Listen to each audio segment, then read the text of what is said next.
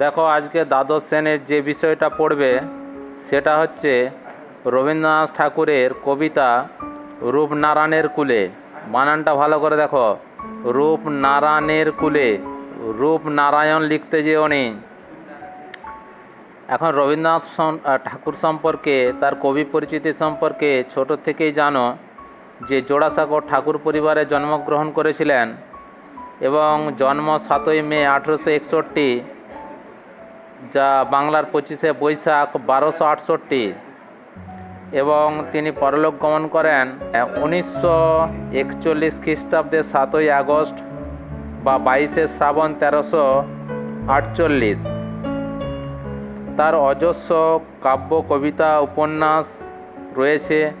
বিখ্যাত কাব্যগ্রন্থগুলোর মধ্যে মানসী, সোনার চিত্রা, বলাকা, পূরবী, মহুয়া, আকাশ প্রদীপ, নবজাতক, রোগশয্যা আরোগ্য। উপন্যাসগুলোর মধ্যে নৌকাডুবি, গোরা, যোগাযোগ, ঘরে বাইরে, চতুরঙ্গ, 4 অধ্যায়। বিখ্যাত নাটকগুলো রয়েছে রূপক সাংকেতিক নাটক, বিসর্জন, ডাকঘর, রক্তকরবী, এগুলো। তো রবীন্দ্রনাথ ঠাকুর রূপনারায়ণের কুলে এই যে কবিতাটা, এই কবিতাটা কোথা থেকে নেওয়া হয়েছে? কাব্যগ্রন্থটা মনে রাখবে, শেষ লেখা কাব্যগ্রন্থ।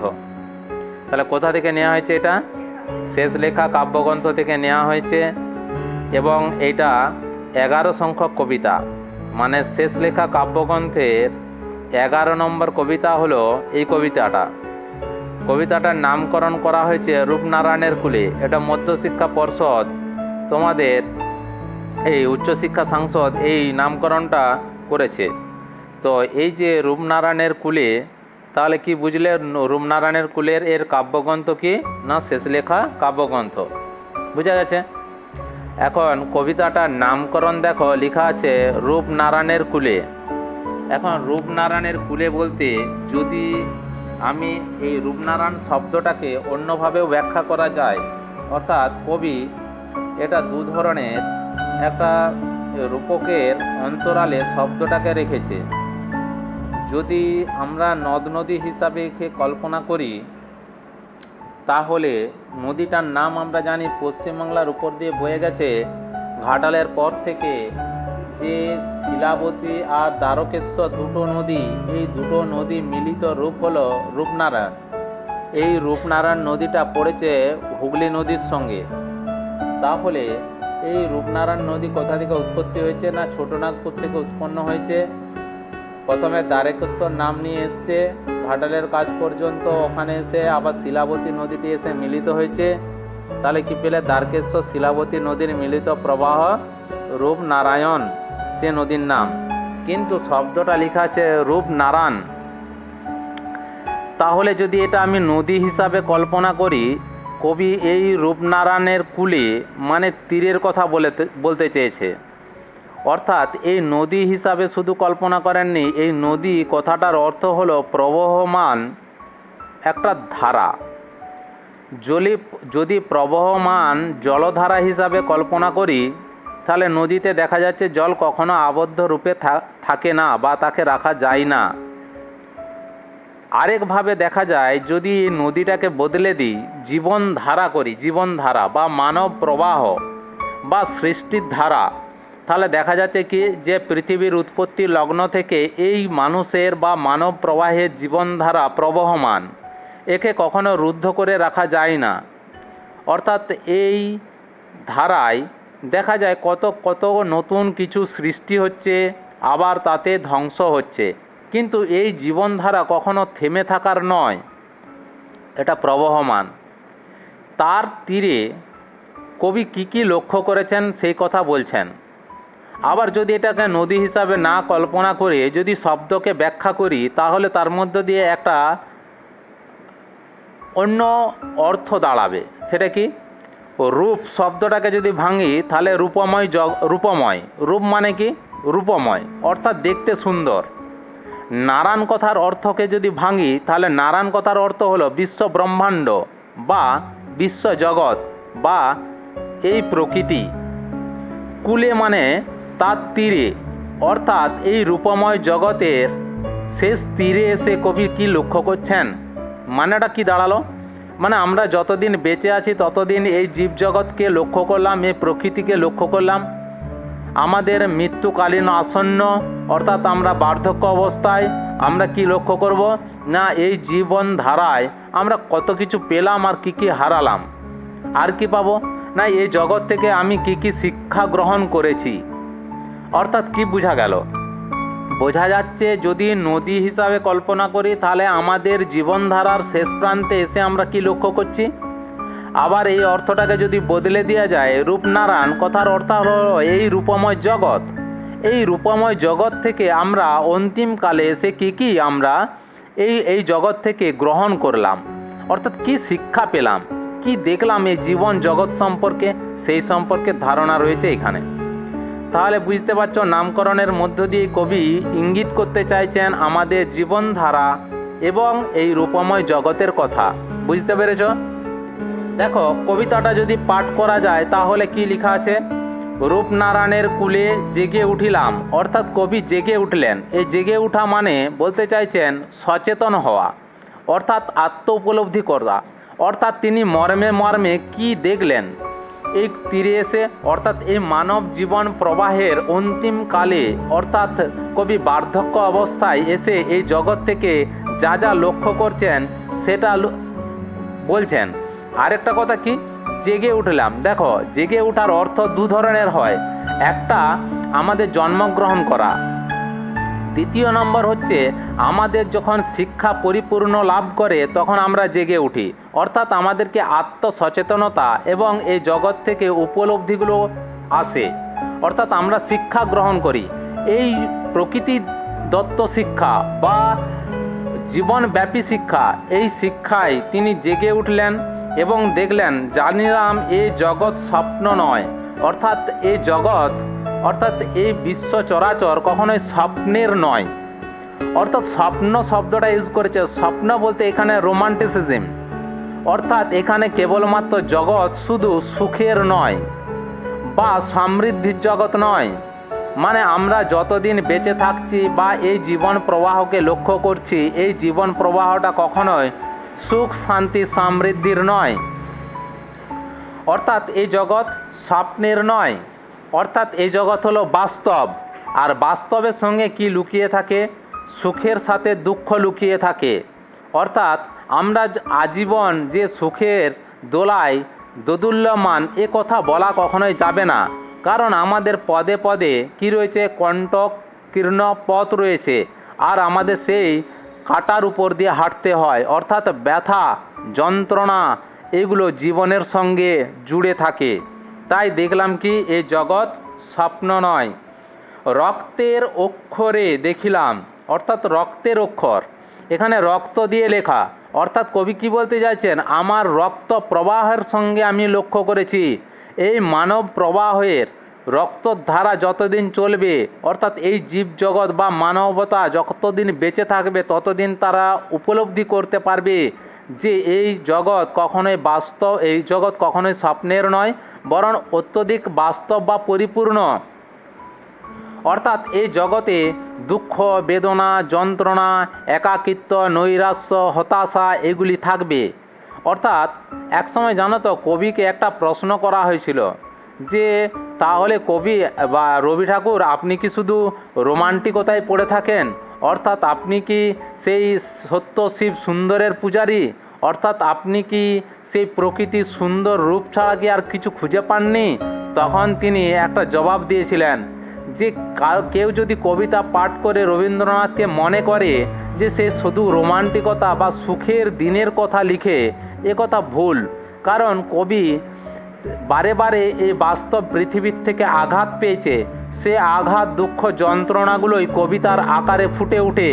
অতএব এই কবিতা পাঠ করলে যে শুধু কবির কাছ থেকে রোমান্টিকতাই শিখব তা নয়, অত্যধিক বাস্তবতাও জড়িয়ে আছে।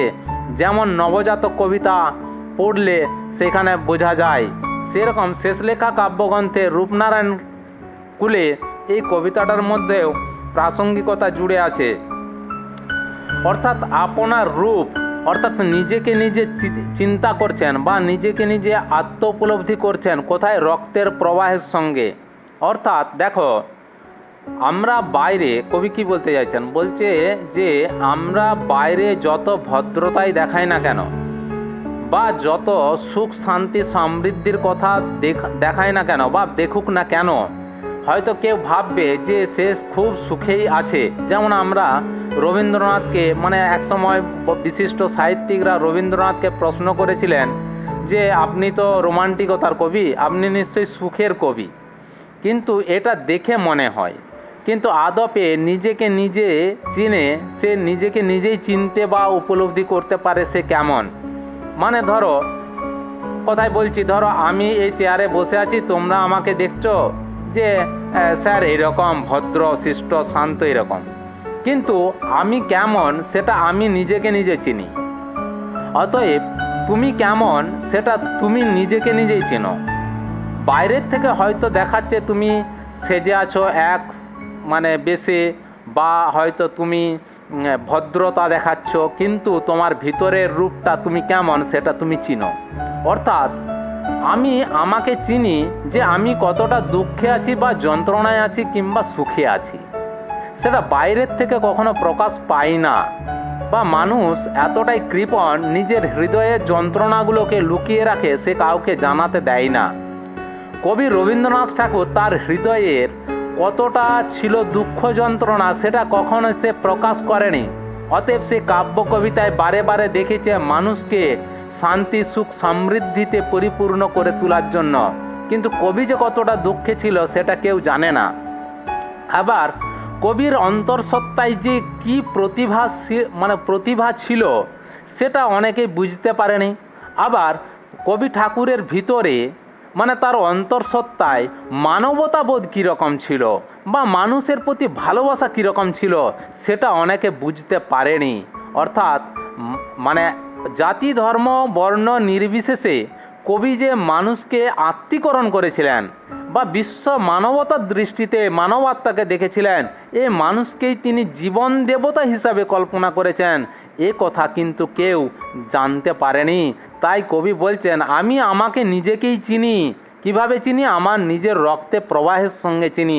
অর্থাৎ আমি যতদিন বেঁচে আছি আমি নিজেকে নিজে নতুন নতুনভাবে উপলব্ধি করেছি। কিভাবে? প্রকৃতির কাছ থেকে যে পেয়েছি তার মাধ্যমে আমি নিজেকে উপলব্ধি করেছি। মানব সংসারে আমি যা দুঃখ যন্ত্রণা কষ্টগুলো পেয়েছি সেখানে আমি তত আমাকে নিজেকে উপলব্ধি করেছি।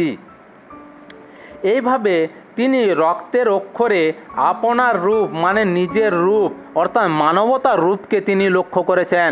অর্থাৎ নিজের ভিতরে অন্তঃসত্ত্বায় টোটাল পৃথিবীর মানুষকে এক করে তিনি দেখেছেন। জাতি ধর্ম বর্ণ নির্বিশেষে তিনি মানুষ রূপে তাকে কল্পনা করেছেন। তারপরে কি বলছে দেখো, চিনিলাম আপনারে, নিজেকে নিজে চিনছে কি আঘাতে আঘাতে বেদনায় বেদনায়। মানুষ নিজেকে নিজে কখন চিনে জানো? যখন সে দুঃখ যন্ত্রণা আঘাতগুলো পায়। সে মানুষটা কতটা ক্রুয়েল, কি কতটা শান্ত স্বভাবের কিংবা কতটা ভদ্র স্বভাবের, তখনই তার রূপটা ফুটে ওঠে। অর্থাৎ দেখবে একটা বাস্তব রূপ। ধরো তুমি সুখ শান্তি সমৃদ্ধিতে আছো, অর্থাৎ তুমি তোমার যা আকাঙ্ক্ষা বা তুমি যা কামনা করছো সেগুলো তোমার পরিপূর্ণ হয়ে যাচ্ছে। সেখানে তোমার রূপকে চেনা যাবে না যে তুমি ভালো না খারাপ। যদি তুমি বাস্তব জগৎ থেকে দুঃখ যন্ত্রণা আঘাত পাও তখন তুমি তোমাকে চিনতে পারবে যে আমি ভালো না খারাপ। অতএব কোনো ব্যক্তি যখন দুঃখ যন্ত্রণা পায় তখন আসল সে হৃদয়ের থেকে রূপটা তার বেরিয়ে আসে, সে হিংস্র না সে ভালো, মানব রূপ তার। বোঝা গেল? অর্থাৎ আমাদের মনের মধ্যে কিছু কামনা বাসনা আকাঙ্ক্ষাগুলো রয়ে যায়। সেই আকাঙ্ক্ষা পরিতৃপ্তি না হলে আমরা দুঃখ যন্ত্রণা আঘাতগুলো পাই, তখনই আমাদের আসল রূপটা বেরিয়ে আসবে যে আমরা পশু না আমরা মানব। বুঝা গেল? ধরো একটা সাধারণ যদি কথার মানে উদাহরণ দিয়ে ব্যাখ্যা করি, ধরো তোমার এবছর পূজায় ভালো একটা জামা প্রয়োজন বা তুমি কামনা করেছো বা তোমার আকাঙ্ক্ষা যে আমার এবছর একটা ভালো জামা হবে।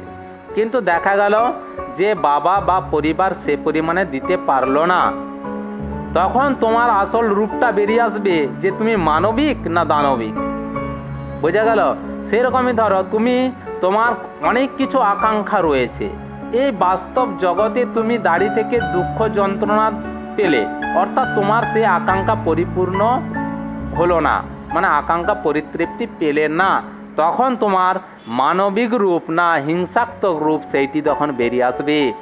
কবি বলছে এই জগতে আমি যত দুঃখ যন্ত্রণা বেদনাগুলো পেয়েছি, তার দ্বারা আমি নিজেকে নিজে উপলব্ধি করেছি যে আমি একজন আদর্শ মানবিক রূপ না আমি হিংসাত্মক রূপে পরিপূর্ণ একজন মানব জাতির প্রতিনিধি।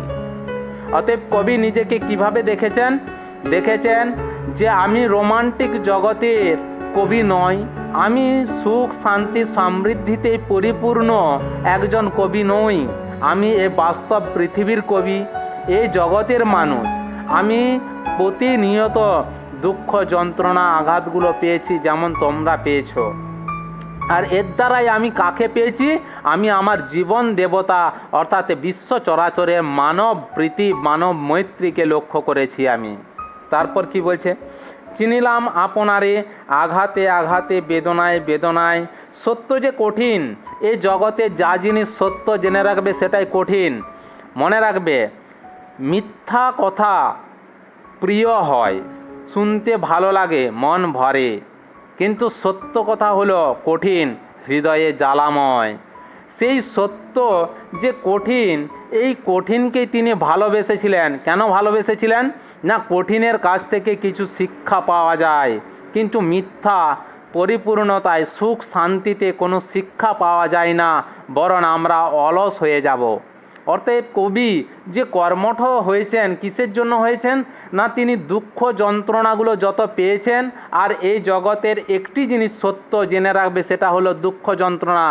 কারণ প্রত্যেক ব্যক্তি জগতে যারা বিখ্যাত হয়েছে তারা দুঃখ যন্ত্রণা পেয়েছিল বলেই তারা বিখ্যাত হয়েছে। যারা সুখের দোলায় দোদুল্যমান তারা জীবনে কোনো কিছু সৃষ্টি করতে পারে না, কারণ তারা যখন কঠিন সত্য বা দুঃখ আঘাত পায় তখন সে নিজেকে কিছু সৃষ্টি করে। তাই তিনি বলছেন বেদনায় বেদনায় সত্য যে কঠিন, কঠিনেরে ভালোবাসিলাম। কেন তিনি ভালোবাসলেন? কারণ কঠিনটাই হলো সত্য কথা। অর্থাৎ এই জীবন কখনো সুখের নয়, এই জীবন বা এই পথটা কখনোই পুষ্পের পথ নয়। অর্থাৎ আমাদের জীবন যে সুখের কেটে যাবে বা আমাদের পথটা যে সুখের, এ কথা কেউ বলতে পারবে না, বা মানব জীবন কখনো সুখের পথ নয়। সেখানে প্রতিনিয়ত আছে সমস্যা, প্রতিনিয়ত আছে দুঃখ যন্ত্রণা। এই কঠিন, যেহেতু বাস্তব জগৎটা কঠিন, তাই সেই কঠিনকে ভালোবেসেছিলেন, অর্থাৎ এই বাস্তব জগৎকে তিনি ভালোবেসেছিলেন। সে কখনো করে না বঞ্চনা, অর্থাৎ সে কখনো ঠকাবে না। অর্থাৎ সুখে যদি তুমি থাকো তোমাকে ঠকাবে, কিন্তু যদি দুঃখের মধ্য দিয়ে আঘাতের মধ্য দিয়ে জীবন প্রতিনিয়ত ধাবিত হয়, সে কখনো ঠকাবে না। কেন ঠকায় না? কারণ সে কিছু তোমাকে সৃষ্টি করতে শেখায়, অর্থাৎ তোমাকে কিছু শিক্ষা দেয় জীবনে, যে শিক্ষার মাধ্যমে তুমি কিছু সৃষ্টি করতে পারো। কিন্তু সুখ কখনোই শিক্ষা দেয় না কিছু সৃষ্টি করার। সুখ কী করে? আমাদের জীবনকে সে প্রহেলিকার মতন, অর্থাৎ আমাদেরকে বারবার জীবনে কি করে না অলসতায় ভরিয়ে দেয়, আমাদের কর্মঠ হতে শিক্ষা দেয় না। তাই আমরা কি হয় না প্রহেলিকার জগতে, বা সেই মরীচিকায় দেখেছো, মরীচিকা যেমন দেখে মনে হবে জল আছে, কিন্তু ছুটে যাওয়ার পর দেখা যাবে জল নেই। অর্থাৎ কি আমাদেরকে ঠাট্টা তামাশা করে জগতে। কে ঠাট্টা তামাশা করে? সুখ। কিন্তু কখনোই দুঃখ বা এই বাস্তব পৃথিবী কখনো আমাদেরকে ঠকাবে না। কেন জানো তো? এই দুঃখ যন্ত্রণার ভিতর দিয়ে আমরা নিজেরা সত্যটাকে উপলব্ধি করতে শিখব এবং কিছু সৃষ্টি করব নিজেকে, যে আমাকে কিভাবে জগতের সঙ্গে বেঁচে থাকতে হবে বা আমাকে কিভাবে চলতে হবে, সেই শিক্ষা দেয় এই পৃথিবী, এই জগৎ, এই কঠিন। আর এই কঠিন সে কারণে কোনো বঞ্চনা করে না মানব জীবনকে। আমৃত্যু দুঃখের তপস্যা এই জীবন, অর্থাৎ যতদিন তুমি বাঁচবে। আমৃত্যু মানে কি? মৃত্যু পর্যন্ত। আমৃত্যু মানে কি? মৃত্যু পর্যন্ত। তাহলে মৃত্যু পর্যন্ত তুমি কি দেখবে? যে তপস্যাটা করছো, আচ্ছা তপস্যা কেন করে? না কিছু ফল লাভের জন্য, তাই তো?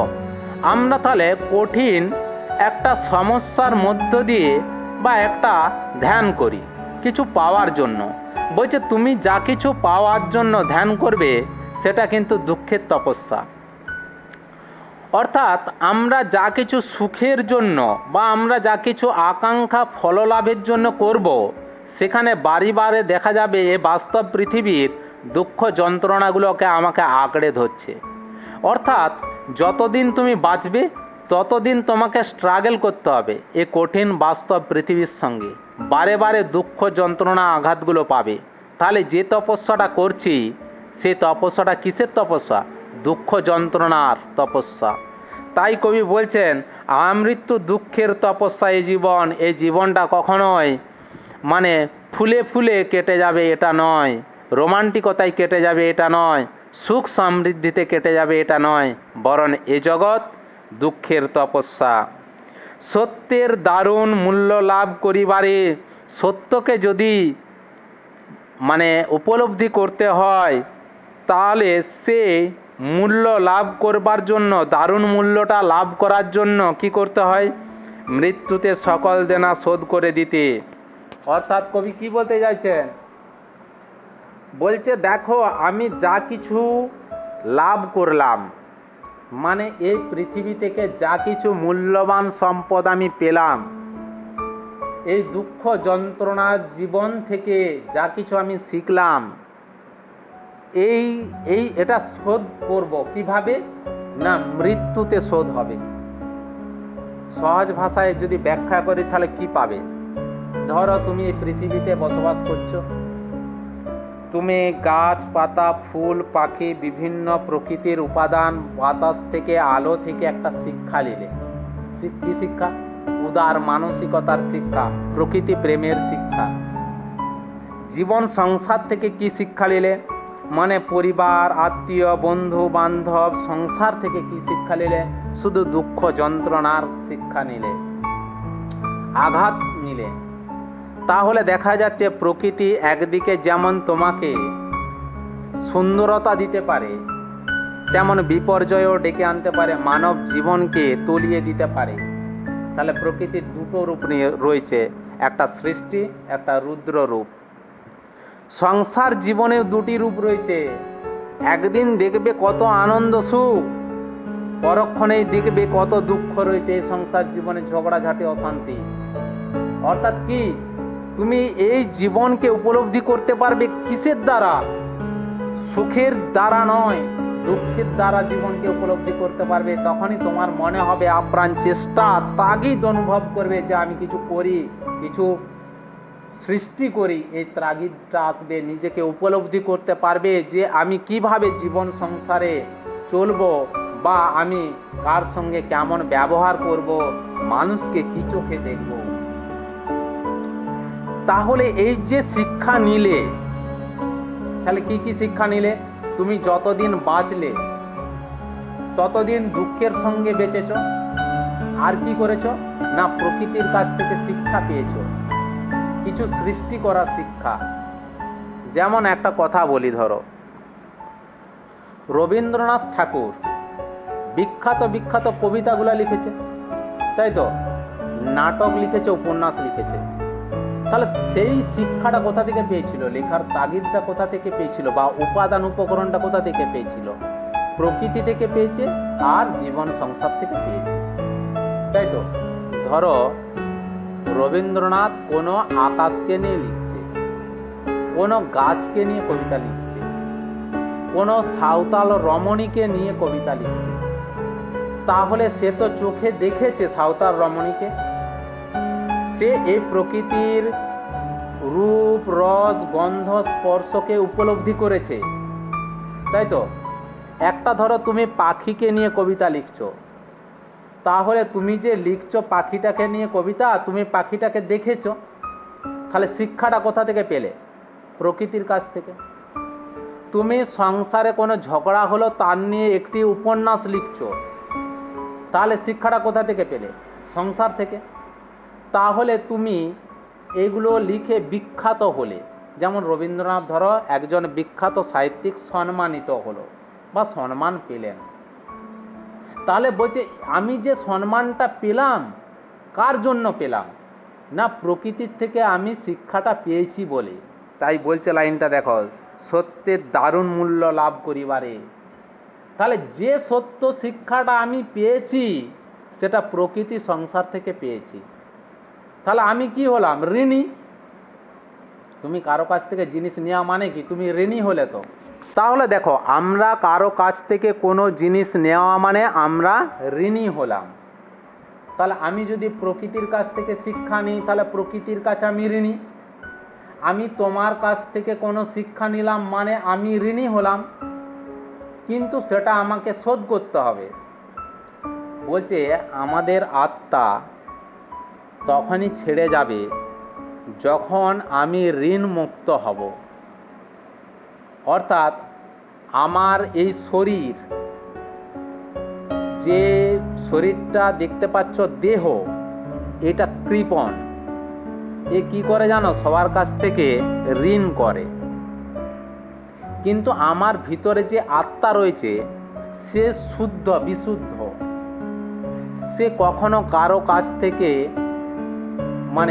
কাছ থেকে ঋণগ্রস্ত হয়ে থাকবো সেটা চাই না। অর্থাৎ আমি প্রকৃতির কাছ থেকে, সংসারের কাছ থেকে যা শিক্ষা নিলাম, আমি ঋণী হলাম। সেই ঋণ মুক্ত হওয়ার জন্য আমাকে দান করতে হবে। তাহলে আমাকে সেই ঋণ পরিশোধ করতে হবে। ঋণ পরিশোধের জন্য আমি কি করব? এই মর্ত ভূমে আমি আমার দেহটাকে দিয়ে পালিয়ে যাব। এটা ঋণ শোধ হলো। বোঝা গেল? কবি বলছে যে মৃত্যুতে সকল দেনা শোধ করে দিতে। আমি প্রকৃতির কাছ থেকে যা শিক্ষা নিলাম, যা ঋণ করলাম, আমি মৃত্যুতে সব দেনা শোধ করব। তাহলে দেখো সে কিভাবে মৃত্যুতে দেনা শোধ করেছে। সে কাব্য কবিতা লিখেছে। মানে ধরো তোমাকে দেখে কবিতাটা লিখলো, এই কবিতাটা পৃথিবীতে রয়ে গেল, রবীন্দ্রনাথ চলে গেল। তাহলে রবীন্দ্রনাথ কি কিছু নিয়ে গেছে? মানে কি বলে, গীতার একটা কথা বলেছে জানো, যে তোমার কাছে কি ছিল যে তুমি আফসোস করবে? তুমি কি নিয়ে এসেছিলে যে তুমি কিছু নিয়ে যেতে চাও? মানে এই পৃথিবীর সংসার থেকে কেউ কোনো এক বিন্দু জিনিস নিয়ে যেতে পারবে না। তুমি যা নিয়েছো তুমি এখানে সব দান করে দিয়ে চলে যাবে। রবীন্দ্রনাথ যা কিছু শিক্ষা পেয়েছে দেখো, সেগুলো ছত্রে ছত্রে লিখে দিয়ে, কাব্য কবিতায়, উপন্যাসে লিখে দিয়ে চলে গেছে। সেগুলো কোথায় রয়ে গেল? এই মর্তধামে রয়ে গেল। অর্থাৎ এই মর্ত পৃথিবী থেকে আমি যা নিয়েছি আমি তোমাদেরকেই দিয়ে দিয়েছি। আমি মৃত্যু গ্রহণ করেছি কি করে? সব দান করে দিয়ে। রবীন্দ্রনাথ একটা কথা বলেছিল সোনার তরীতে, শুনলে বুঝতে পারবে কথাটা কি বলেছে। আমি শুধু সংসারে দিয়ে গেলাম, বুঝতে পেরেছ? কিন্তু যখন আমার আসার সময় হয়েছে বা আমার কিছু চাওয়ার সময় হয়েছে, সংসারে যখন চাইছি, তখন বলছে আমার কাছে আর কিছু নেই। মানে এই সংসারে তুমি শুধু দাতা, কিছু নিয়ে যেতে পারবে না। তাই রবীন্দ্রনাথ বলছে, দুঃখ যন্ত্রণা আঘাতে যা কিছু শিখলে, সেই শিক্ষাটাই তোমাকে মানব জীবনে উন্নীত করবে। পশু শক্তি থেকে তুমি মানবিক হয়ে উঠবে। আর মানবিক হলে তুমি মানুষের দরবারে সব কিছু দান করে দিয়ে চলে যাবে। সেই দানেই তোমার মুক্তি। বুঝা গেল? তাহলে এই কবিতার মধ্যে সংক্ষেপে বললে যেটি হয় যে এই বাস্তব পৃথিবীর জগতে কবি জেগে উঠেছেন, আত্ম উপলব্ধি করেছেন। কি আত্ম উপলব্ধি? না, এই জগৎ থেকেই আমি সব কিছু নিয়েছি। কি নিয়েছি? দুঃখ যন্ত্রণা আঘাত বেদনা নিয়েছি। এই জগৎটা রোমান্টিসিজম, সুখের দিনের নয়। এ আঘাত বা দুঃখের তপস্যার দ্বারা আমি যা ফল লাভ করেছি, মানে যা কিছু শিখেছি, অর্থাৎ এই বিশ্ব সংসার থেকে যা কিছু আমি তৈরি করেছি, সেগুলো সব এই পৃথিবীতে দান করে দিয়ে চলে গেছি। বোঝা গেল? এইভাবে রূপনারায়ণের কুলে তিনি জেগে উঠেছেন যে এই জগতে তুমি যতদিন থাকবে দানশীল বা দাতা হয়েই তোমাকে থাকতে হবে। যা কিছু দুঃখ যন্ত্রণা আঘাত থেকে নিজেকে সৃষ্টি করবে, সেই সৃষ্টি সম্ভার, সেই ফল সব এই মর্ত পৃথিবীকে দিয়েই তোমাকে যেতে হবে। বোঝা গেল?